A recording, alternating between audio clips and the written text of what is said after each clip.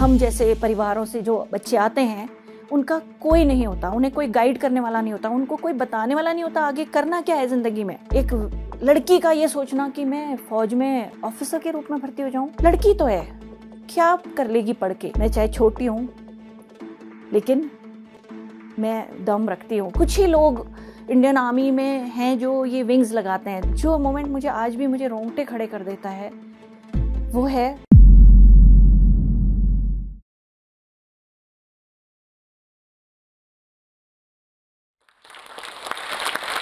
जय हिंद। मैं lieutenant colonel Geetanjali Bhatt, corps of signals, Indian army. मैं एक आर्मी ऑफिसर, एक माउंटेनियर, एक पैराट्रूपर, एक मैराथन रनर और एक फिलैंथ्रोपिस्ट भी हूँ। मेरे पेरेंट्स स्कूल टीचर्स थे। हम लोग 4 भाई बहन हैं। मेरा एक ब्रदर है जो एक स्पेशल चाइल्ड है। मेरे मदर का एक सपना था, वो स्कूल से जब वापस आती थी ना तो बच्चों को, लड़कियों को वॉक करते हुए देखती थी जो पीछे से इंग्लिश में बात कर रही होती थी। तो उन्होंने एक सपना पाला कि मैं अपनी बेटी को इंग्लिश मीडियम स्कूल में भेजूंगी और इंग्लिश बोले। उसका बहुत विरोध हुआ घर में, परिवार में, पड़ोस में कि लड़की तो है, क्या कर लेगी पढ़ के, बड़े स्कूल में जाएगी तो बिगड़ जाएगी, वहाँ बड़े बड़े लोगों के बच्चे आते हैं, इसकी डिमांड्स भी बढ़ जाएंगी, तुम कैसे पूरा करोगी। बट मेरी माँ ने बोला मुझे अपनी बच्ची पे विश्वास है, मुझे अपने संस्कारों पे विश्वास है जो मैं इसको दूंगी और मैं इसे पढ़ाऊंगी तो वहीं। And true to her word, मैं स्कूल में थी बट फाइनेंशियल स्ट्रगल तो था घर में। तो इस चक्कर में, इस वजह से हर महीने मैं प्रिंसिपल के ऑफिस के सामने खड़ी होती थी for non payment of fees. That continued for years and years and years till I completed my 10th। मेरे पास एक फोटोग्राफ पड़ी हुई है जिसमें मैं अपनी फ्रेंड्स के साथ खड़ी हूँ और सबकी स्कर्ट्स तो ब्लू कलर की हैं, पर मेरी जो स्कर्ट है उसमें अलग अलग स्ट्रैप्स की पट्टियाँ बनी हुई हैं। वो क्यों है? क्योंकि जब मैं क्लास 6 में होंगी तो मेरी माँ ने वो स्कर्ट बनाई होगी और वो अंदर उतना कपड़ा फोल्ड कर दिया। तो जैसे जैसे हाइट बढ़ी वो प्लीट्स खुलती रही। मैं 11th-12th में मुझे हिंदी मीडियम में डाल दिया गया क्योंकि मेरा भाई, जो छोटा भाई था, उसको इंग्लिश मीडियम स्कूल में डालना था। तो उसकी वजह से I went to Hindi medium school.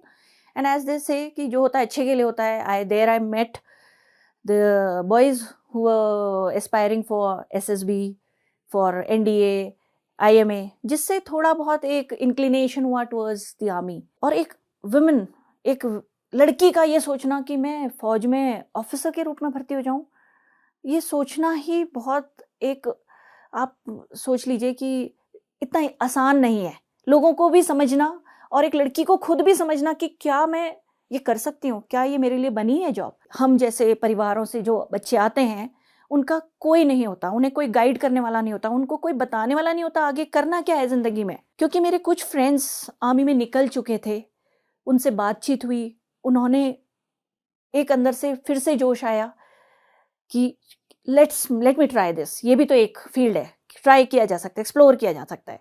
और फॉर्म भर दिया। फॉर्म जब आया, जब कॉल लेटर आया, फिर एक स्ट्रगल शुरू हुई।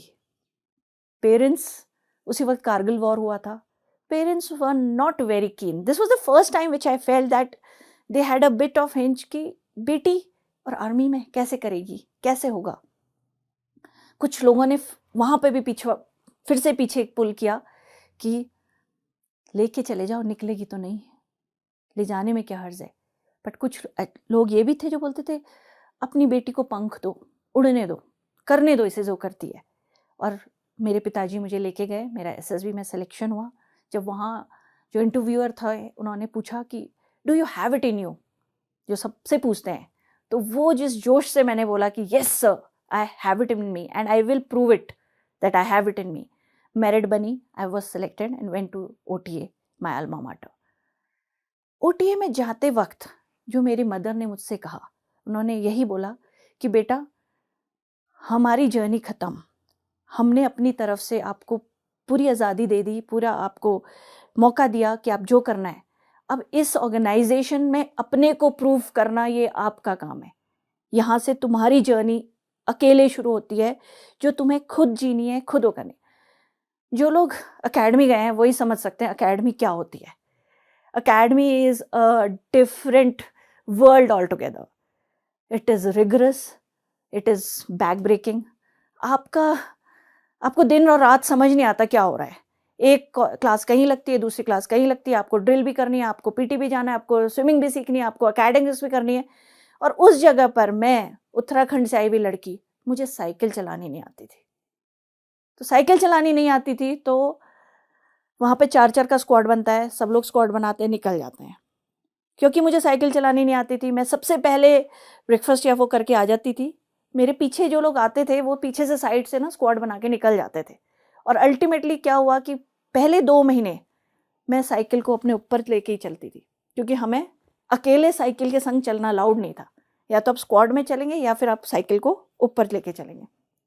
Difficult times, parents motivation from home front, struggles देखते हुए, when I finally got commissioned, I was having 3 awards to myself. First was the best lady cadet in sports. Second, the best lady cadet in endurance. और third था एक cross country blue blazer. वो मिलता है जो cross country में first आता है, वहाँ पे क्रॉस कंट्री होती है, उसका मैंने रिकॉर्ड ब्रेक किया था। तो when I came out from the academy, I had these 3 awards to myself. Got commissioned into the Corps of Signals. It was deployed for Op Parakram.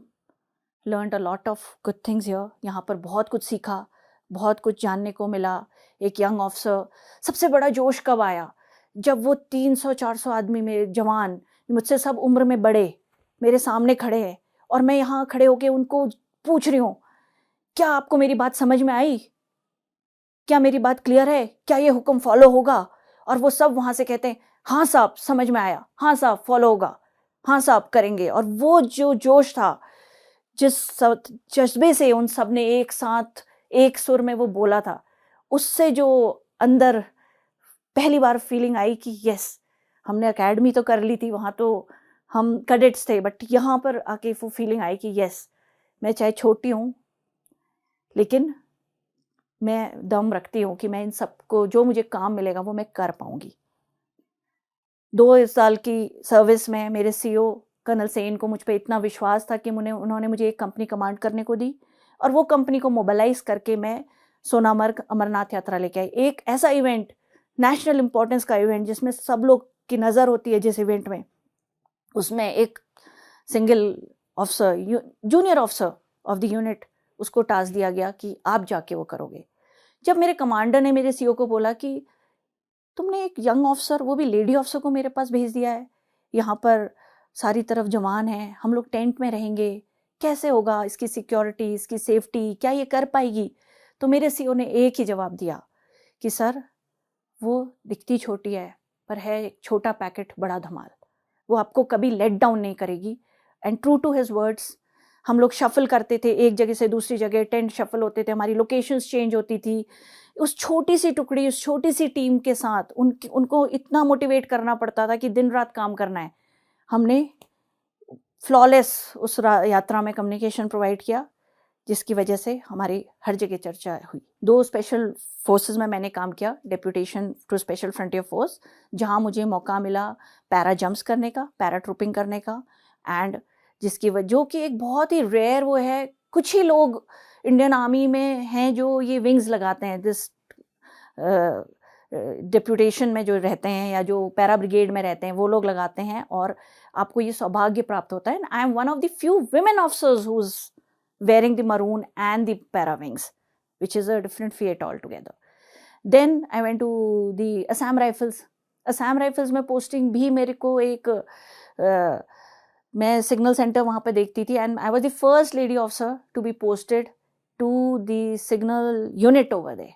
I have the record of being the first women officer to be posted there, and I was looking after, मैं वो communication पूरा जो हमारा Assam rifles का communication है, data lines, वो सब मेरी रिस्पॉन्सिबिलिटी थी एज अ यंग ऑफिसर। सपने वो नहीं होते जो आप बंद आँखों से देखते हो, सपने वो होते हैं जो आपको सोने नहीं देती।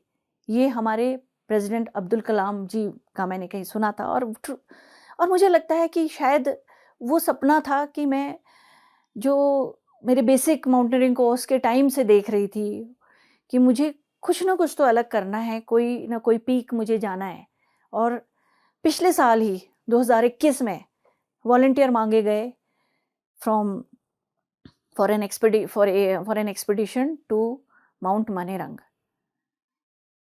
एयरफोर्स एक एक्सपीडिशन प्लान कर रही थी जिसमें तीनों फोर्सेस, आर्मी, नेवी और इंडियन आर्मी के कुछ लोग से सिलेक्टेड जो उसके लिए जाएंगे पीक के लिए।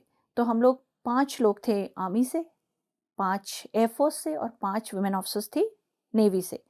हम लोगों ने जाके तिरंगा फहराया है आज़ादी के अमृत महोत्सव के उपलक्ष्य में at the peak of Mount Manirang on 15 अगस्त 2020। अब आपको एक छोटा सा इंसिडेंट बताना चाहूँगी जिसने मुझे पहली बार महसूस करवाया कि हाँ, मैं जो फील्ड में आई हूँ इसमें मैंने अपनी माँ को प्राउड फील करवाया है। या मुझे आर्मी में तो मैं थी, आर्मी में सब कुछ अच्छा से चल रहा था, बहुत अच्छी फीलिंग आ रही थी, चीज़ें हो रही थी, रोज़ डे टू डे लाइफ में हम रिमोट लोकेशंस में जा रहे थे, अपना काम कर रहे थे, आर्मी की ज़िंदगी जी रहे थे, अपने में एक्सपीडिशंस और पैराट्रूपिंग सब चल रहा था। बट देन टर्निंग मोमेंट का जो मोमेंट मुझे आज भी मुझे रोंगटे खड़े कर देता है वो है जब मेरे खुद के स्कूल ने मुझे एज ए चीफ गेस्ट बुलाया on the sports day function. Nainital में स्पोर्ट्स डे फंक्शन स्कूल का जो सेंट मेरीज है या वहाँ के जो 2-3 स्कूल है, it's a event of the town. पूरा टाउन उसको देखने आता है उस इवेंट को। और वहाँ मुझे चीफ गेस्ट की तरह बुलाया गया, मैं अपनी मदर को भी ले गई। और वो फीलिंग जब हम उस कॉरिडोर से जा रहे थे, सारे बच्चे तालियां बजा रहे हैं, तालियों की गड़गड़ाहट हो रही है, हमें थोड़ी देर बाद वो बैंड ने अकम्पनी कर दिया और फिर वो बैंड चल रहा है, साथ में मैं चल रही हूँ, मेरी मदर चल रही हैं और पूरा स्कूल। वो जो हम बच्चे जब होते थे तो हम सोचते थे कौन आज चीफ गेस्ट है, इस बार कौन आ रहा है, कौन सेलिब्रिटी आ रहा है। और उस जगह पर मैं उसी स्कूल की स्टूडेंट मैं जा रही हूँ और मुझे वही रिस्पेक्ट और वो सब मिल रहा है।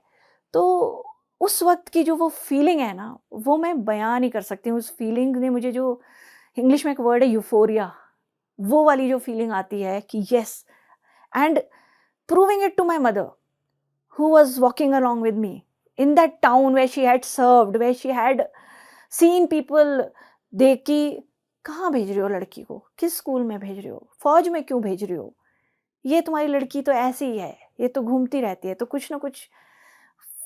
That was a proud moment for my mother, for a womanhood। But मेरे को लगता है कि एक लड़की सपने देखती है, बहुत सपने देखती है, पर उस सपनों को साकार कौन करता है? वो खुद। आपने ड्रीम बहुत ऊंचा कर लिया, पर आप उसको साकार खुद अपनी मेहनत से कर लोगे, पर जो आपके पेरेंट्स हैं पीछे, अगर वो आपको पीछे खींच लेंगे तो क्या होगा? समाज तो खींच ही रहा है, समाज तो है, बट अगर आपको आपके माँ बाप, आपकी इमीडिएट फैमिली सपोर्ट देती है, तो वो एक लड़की को चाहिए कि इमीडिएट फैमिली आपको उड़ने दे, आपको पंख दे, आपको अलाउ करे कि आप जा बेटा, जी ले अपनी ज़िंदगी, कर तू जो करना, मैं तेरे साथ हूँ। अगर वो चीज़ एक लड़की को मिल जाए तो मुझे लगता है उसे कोई नहीं रोक सकता। ये मेरा मानना है, पर्सनल ओपिनियन है कि हर पेरेंट के लिए कि अपनी बेटी को सपोर्ट करो, अपनी बेटी को उड़ने दो, उसको आगे जाने दो। Thank you so much. इस वीडियो के बारे में अपनी राय नीचे कमेंट सेक्शन में हमें बताएं और अपने दोस्तों के साथ ये वीडियो शेयर करना ना भूलें।